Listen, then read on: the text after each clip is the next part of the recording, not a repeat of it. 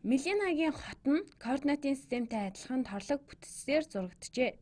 Тэрээр дугуй унан гэрээсээ буюу хасах 3 4 гэсэн цэгээс сөрөг 3 сөрөг 7 гэсэн цэг дээр тэмдэглэгдсэн хулдааны төв рүү очижээ. Координатын хавтгай 1 нэгж бүрнэ хотын нэг болог буюу гудамжийг тэмдэглэнэ.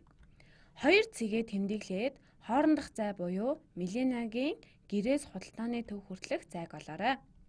За харцгаая. Тэр дугуй унан гэр буюу хасах 3 4 гэсэн цэгээс гарсан байна. Тэгэхээр энэ нь хасах 3 4 байна. Энд байгаа цэгийг хэрэглэнэ.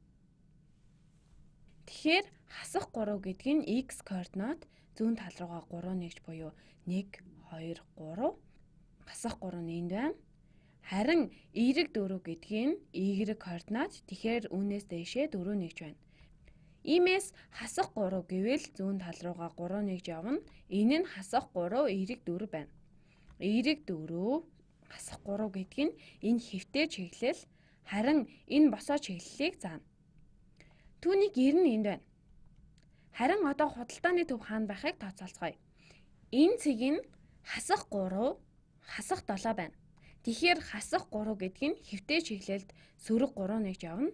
Харин сөрөг 7 гэдэг нь босоо чиглэлд байна. Тэгэхээр сөрөг 3 сөрөг 7 цэг нь энд байна. Одоо бид түүний гэрээс худалдааны төв хүртэлх зайг тооцоолох хэрэгтэй боллоо. Үүнийг шууд тоолж болохоор байна. Мөн үүнийг тооцоолох боломжтой 1 2 3 4 5 6 7 8 9 10 11 гудамж байна. Үүнийг өөрөөр хийх боломжтой. Өөр аргаар бодвол эдгээрийн x координат нь адилхан байна. Тэгэхээр эдгээрийн x координат нь хоёулаа сөрөг 3 байна. Энэ хоёр цэг нь зөвхөн y координатаараа л ялгаатай байна. Энэ нь y4. Харин энэ нь хасах 7. y4 сөрөг 7. Эндээс бид 4 ба хасах 7 хоёрын хоорондох зайг олох хэрэгтэй. Хэрвээ 4-өөс хасах нь сөрөг 7 гэвэл энэ хоорондох зай нь гарч ирнэ. Тэгэхээр 4-өөс хасах нь сөрөг 7 гэхээр хасахын нэмэх 7 болоод 11 болно. Үүнийг хоёр аргаар хийлээ. Карлос сурчлагын хуудсыг улаан тэгш өнцгтөөр дүрсэлсэн. Хэсэгт өлгөхдөө цэнхэр хэрчмийн голд хадаасыг хадсан бол хадаасыг байрлуулсан цэгийг 2 дахь координатын хавтгай дээр дүрсэлнэ. Тэрээр хадаасыг цэнхэр хэрчмийн голд хадсан. Цэнхэр хэрчим нь 6 нэгж урттай. Гол нь энд байна. Баруун талд нь 3, зүүн талд нь 3 нэгж байна. Тэгэхээр хадаас хадах цэгийн x нь тэг, y нь 4 байна. Тэрээр x нь тэг, y нь 4 байх газар хадсан. Тэр цэг нь энд байна. За хариугаа шалгацгаая. Ахаад нэг удаа эцгээе. А ба Б хот нь галт тэргээр холбогдсон ба зогсоол нь хасах 1 3 гэсэн цэгт байна. За харцгаая. Галт тэрэгний замыг цэнхэр өнгөөр тэмдэглэсэн. Боломжийн л юм.